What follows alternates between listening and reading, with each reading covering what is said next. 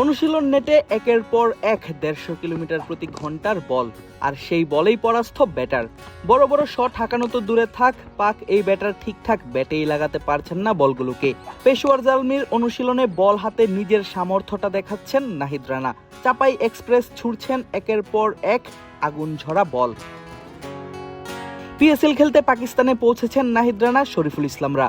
সেই ছবি নিজেদের সামাজিক যোগাযোগ মাধ্যমে শেয়ার করে তাদের স্বাগত জানিয়েছে পিএসএল দল পেশোয়ার জালমি।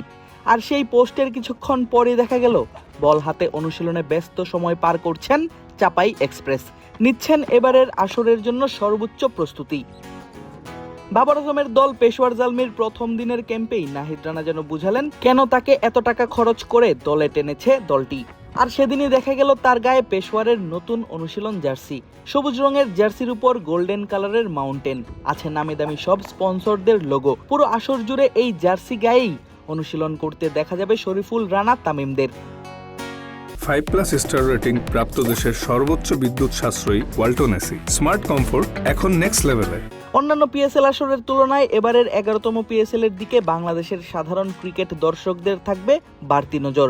কেননা বাংলাদেশি 6 জন ক্রিকেটারকে এবারের আসরে খেলতে দেখা যাবে পাকিস্তান সুপার লিগে।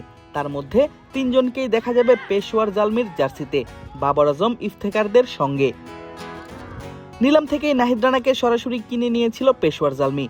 60 লাখ পাকিস্তানি রুপিতে তাকে নিজেদের দলে ভিড়িয়েছিল দলটি। নিলামের অনেক পর সপ্তাহখানেক আগে হঠাৎই জানা যায় শুধু নাহিদ রানা নয়, আরেক টাইগার পেসার শরীফুল ইসলামকেও দলে ভিড়িয়েছে পেশোয়ার। তারপর থেকেই দলটির দিকে বাড়তি নজর বাংলাদেশের দর্শকদের। সর্বশেষ তানজিদ হাসান তামিমকেও ডিরেক্ট সাইনিংয়ে নেওয়া হয় দলে। তানজিদ, তামিম, নাহিদ রানা এবং শরীফুল ইসলাম 3 বাংলাদেশিকে দেখা যাবে পিএসএল এর একই দলে। ব্যাপারটা নিশ্চয়ই বেশ উপভোগ্য হবে বাংলাদেশের ক্রিকেট দর্শকদের কাছে।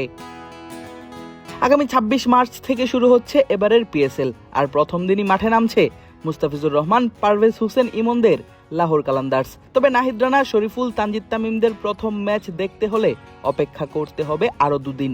28 মার্চ রিশাদ হোসেনের পিন্ডিজের বিপক্ষের ম্যাচ দিয়ে শুরু হবে পেশোয়ার জালমির এবারের পিএসএল জার্নি।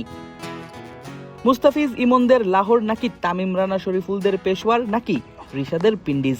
কার সাপোর্ট করবেন বাংলাদেশি ভক্তরা? পড়তে হবে মধুর সমস্যায়। আদিব আশরাফ, ক্রিক ফ্রেন্জি।